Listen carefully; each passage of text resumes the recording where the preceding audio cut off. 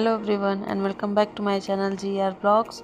मैं रागनी आपका बहुत बहुत स्वागत करती हूँ मेरे चैनल GR ब्लॉग्स 343 पर।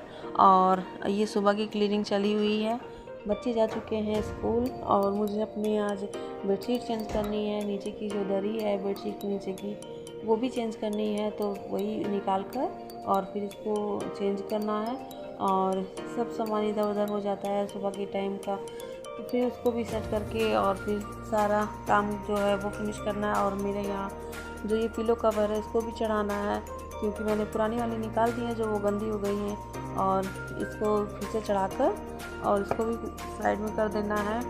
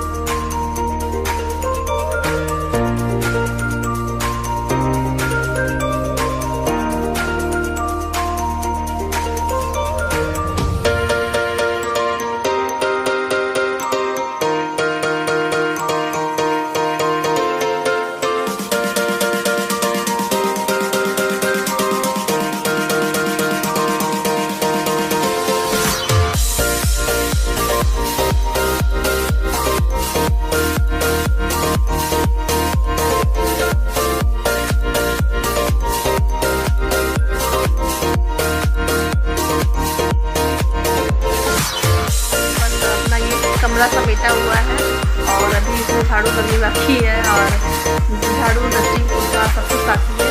तो इधर मैंने जो बेडशीट निकाली थी और ये सोफ़ा कवर जो है और दोनों आज दरी भी निकाल दी मैंने, तो वही सब धुलना है। और इधर मेरा एक बैच का कपड़ा धुल चुका है इधर, तो इसको बस ऊपर निकाल दी जल्दी से। और इसमें बेडशीट पड़ी हुई है, तो यही सब धुलकर फिर आऊँगी तो फिर अच्छे से झाड़ू होगा।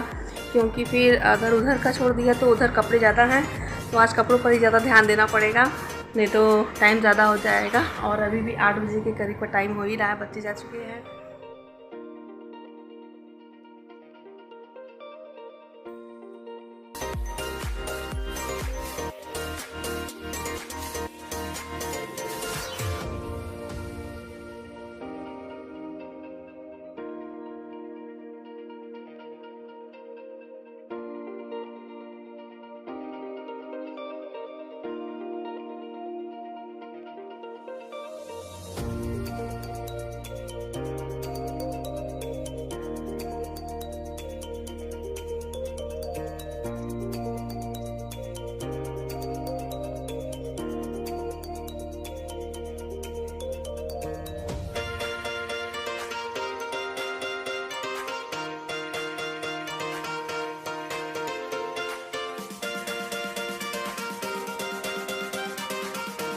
हो जाती है, तो एक दरी तो मैंने निकाल ली है, तो दूसरी वाली डाली है।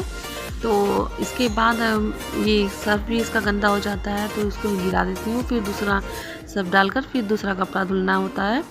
तो यही है। और ये बहुत भारी हो जाती है ये दरी, तो धुलने में थोड़ी दिक्कत तो आती है, पर हाँ जब वो धुल जाती है और सूख कर फिर से इसको फोल्ड करके रखो तो बहुत तसल्ली मिलती है कि मेरा कितना मतलब साफ़ हो जाता है सामान।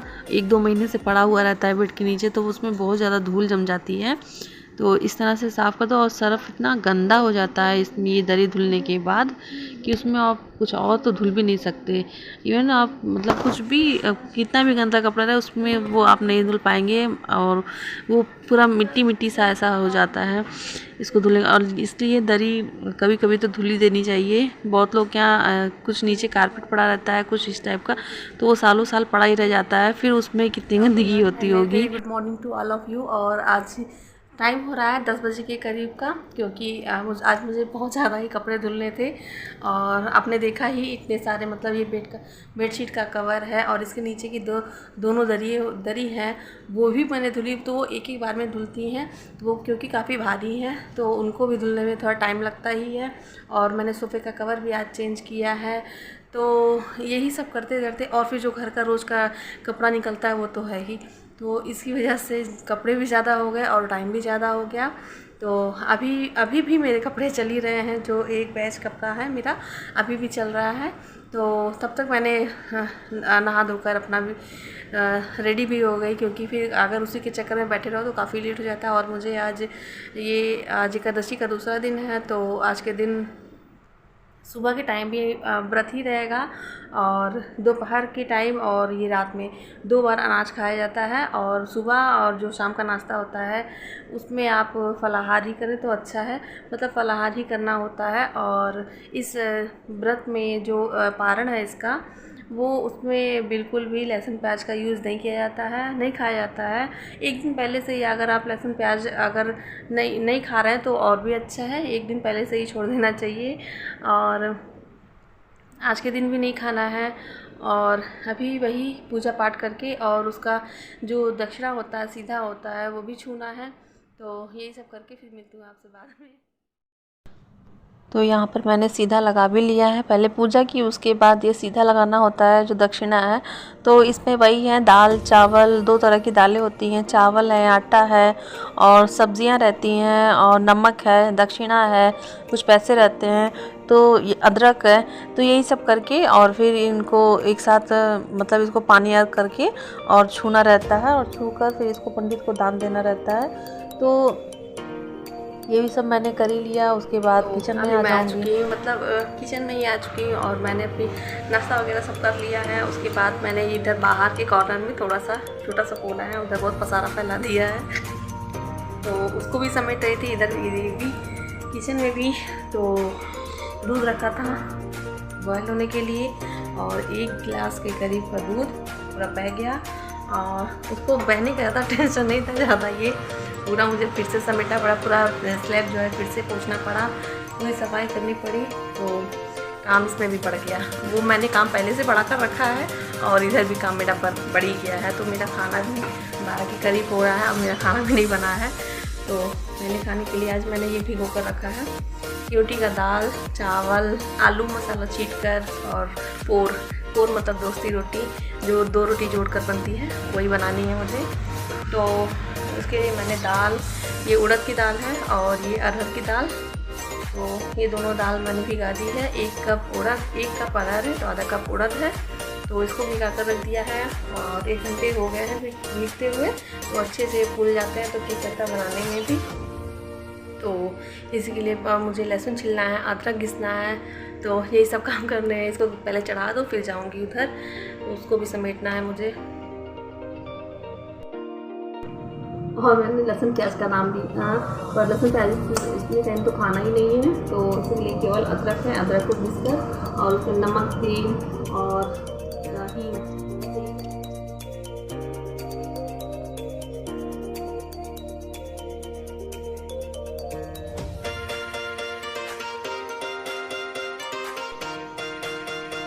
तो यहाँ पर मैंने दाल भी चढ़ा दी है अपनी, और इधर सब्ज़ी काटने के लिए इधर आलू भी छील लिया है, आलू छील के कट भी कर लिया है, उसमें मिर्च भी काट दिया। और यही सब करके फिर कढ़ाई में मैंने तेल भी डाल दिया है, और इसके बाद केवल हींग और मेथी, ये दोनों का तड़का लगाकर, क्योंकि मिर्च मैंने आलू में ही कट कर लिया है, तो आलू के साथ ही भून जाएंगे। तो बस मेथी और हींग डालकर इसको फ्राई करना है, और थोड़ा सा नमक डालकर फ्राई करो, तो ये जल्दी पकते भी हैं और ओवर कुक नहीं होते हैं, बहुत ज़्यादा फूटते नहीं हैं। तो फिर अगर आप नमक डालकर और खुले में पकाते हैं तो जल्दी भी पक जाते हैं, और उनका टेस्ट और भी अच्छा आता है। अगर आप डायरेक्ट आलू में नमक डालकर फिर पकाते हैं तो उससे टेस्ट वाकई अच्छा था, क्योंकि एक आलू में अंदर तक नमक भीन जाती है उस समय, अगर पहले से ही आप डालकर और फिर फ्राई करते हैं उसको। तो फिर यही सब करके फिर उसके बाद जब अब आलू अच्छे से फ्राई हो जाएगा तो उसमें ना मसाले डाल देंगे, वही गरम मसाला है, थोड़ा सा नहीं, गरम नहीं सॉरी, कचालू का मसाला डालकर उसको फ्राई कर लेंगे अच्छे से, और थोड़ा हल्दी, थोड़ा सा लाल मिर्च ऊपर से भी, तो अच्छा लगता है मसाले वाले आलू। जैसे आप कचालू का स्वाद आता है, जैसे कचालू वाला आलू बनता है, तो वही है ये। तो मेरे बीनू को तो बहुत पसंद है ये आलू, कचालू वाला आलू है जो मसाला छीट के, यहाँ बोला जाता है इसको मसाला छीट के।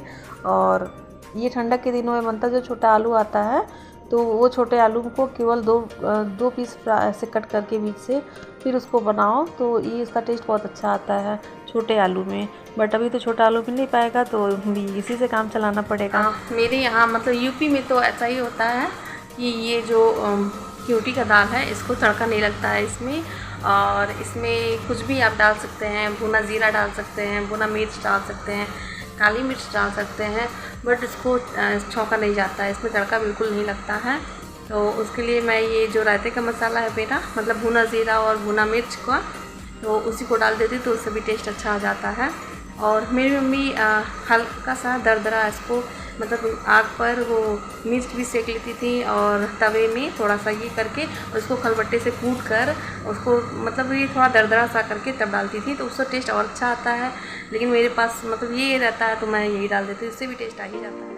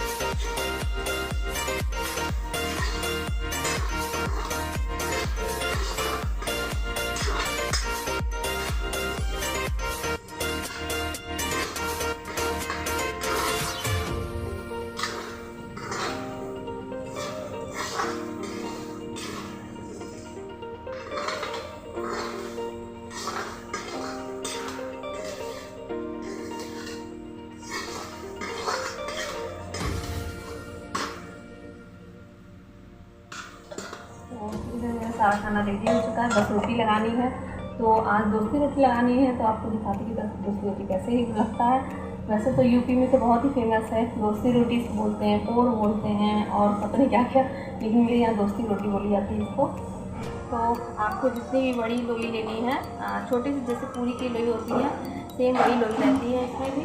और पहले सरसों के तेल में इसको लगाकर, इसमें काफ़ी अच्छी तरह सरसों का तेल लगाकर और इसको दोनों को ही इसमें ये जो आटा है, सूखा आटा, इसको दोनों साइड से ही लगाकर और इसको जोड़ देना है।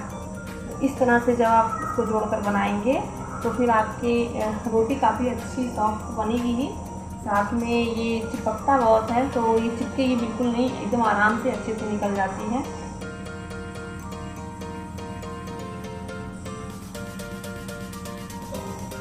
और इसको थोड़ा सा हाथों से ही दबा कर बड़ा कर लें। तो सूखा आटा सारा डालकर और इस तरह से इसका लोई बनाकर तब इसको बेलें।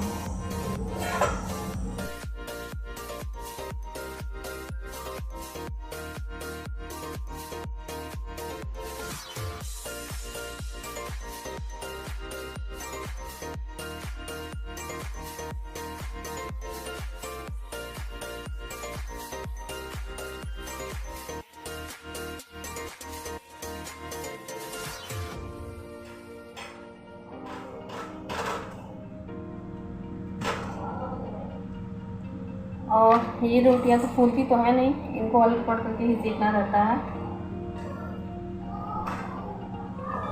तो दिखाती हूँ आपको कि ये एकदम से कैसे ही छोड़ देता है। और ये देखिए, रोटियाँ बिल्कुल भी एक दूसरे से चिपकी नहीं, ये दोनों की दोनों अलग हो गई हैं।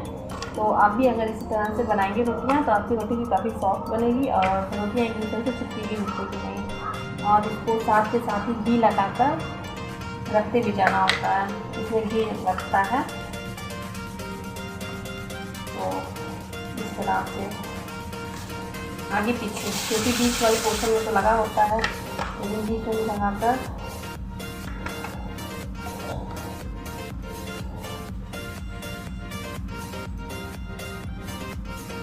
और इस तरह से ये दोनों रोटियाँ एक साथ जोड़ कर भी रखी जाती हैं, इसीलिए इसका नाम है दोस्ती।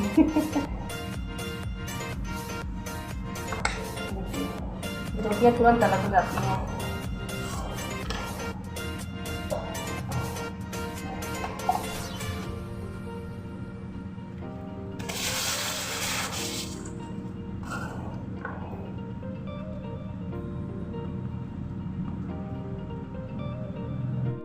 रोटियों को इस तरह से रखा जाता है, एक रोटी इधर करके ऐसे रखी जाती हैं ये रोटियां।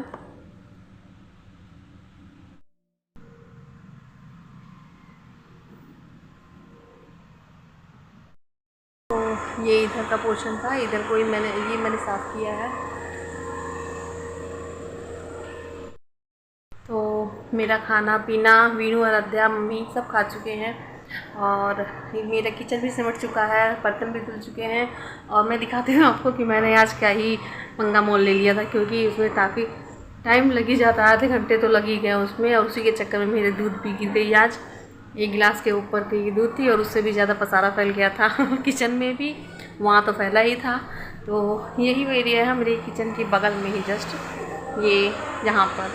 तो यहाँ पर ये पीछे बोरी रखी थी चावल की बोरी, तो चूहा उसको कुतर के उसका बोरी भी ख़राब कर दिया था और उसमें काफ़ी गंदगी कर दी थी। तो वही ये सब हटाया, ये सब मैंने दोनों इसका कवर धुला भी, ये भी और ये इन दोनों कवर भी धुला और सारा सामान हटाकर फिर इसको सही से पोछा लगाकर झाड़ू किया। फिर इधर जितने भी ये सब सबको पोछा है मैंने। तो ये सब पोछ कर उसके बाद ये चेयर यहीं पर रहती है, ये यहीं पर पड़ी है, तो इसको और रखने का कहीं जगह नहीं है। और यही वो अलमारी है जो मैं आपसे बताती हूँ कि वो किचन के बाहर है ये अलमारी। तो इसी में मैं अपना सारा जो भी एक्स्ट्रा मसाला रहता है, जो भी बच जाता है, और तो इसी में वो रखती हूँ। साफ़ रहता है ये, इसमें जो भी सामान रहता है सब साफ़ ही रहता है। और जो किचन की चीज़ें हैं आप तो जानते हैं, लेडीज़ थोड़ी अगर नहीं भी सामान साफ़ नहीं हो पाता उनसे, तो इसमें साफ़ रहता ही है। ये मैं कभी भी मतलब उन दिनों में नहीं छूती हूँ, आप समझ सकते हैं। तो और उसके बाद जो भी मेरा सामान एक्स्ट्रा सामान रहता है वो इस वाले इसमें रहता है, जैसे बर्तन हो गया, बर्तन वगैरह और इस टाइप का सामान कुछ भी एक्स्ट्रा रहता है तो उसमें रहता है इस वाले अलमारी में। तो ऐसा ही है, क्योंकि किचन छोटी है, काफ़ी छोटी है, आप देख ही सकते हैं ये इतनी बड़ी किचन है, तो सामान तो सब इकट्ठा आ नहीं पाएगा। और मेरी ये ओपन किचन भी, इसमें कुछ है भी नहीं कि हाँ ड्रॉअर है बने हैं और उसके अंदर रख दो या फिर ऊपर कोई कैबिनेट है, कुछ नहीं है। जब होगा तो फिर इधर ही सेटल हो जाएगा सारा सामान। और मीनू और आराध्या सबने खाना खा लिया, वो दोनों लेटे हुए भी चलती हूँ, देखती हूँ क्या कर रहे हैं वो दोनों। उससे पहले सारी लाइट्स बंद कर दो, क्योंकि किचन का काम हो गया है ख़त्म दिन का। तो इसको बंद कर दो, ठीक रहता है, चूहे वगैरह नहीं जाते हैं फिर। और इधर की लाइट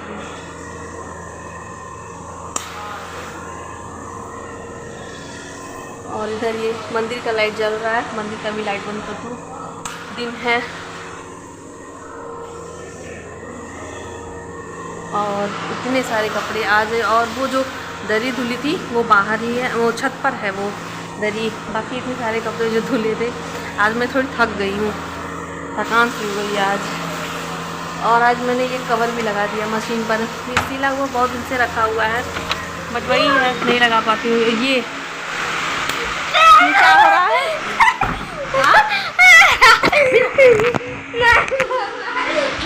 कहाँ भाग रहे हो?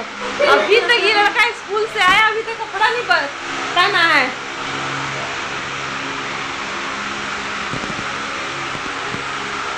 हाँ, कमरे में आके जो सुकून मिलता है वो कहीं नहीं है। और ये लड़का मीनू आ जाओ।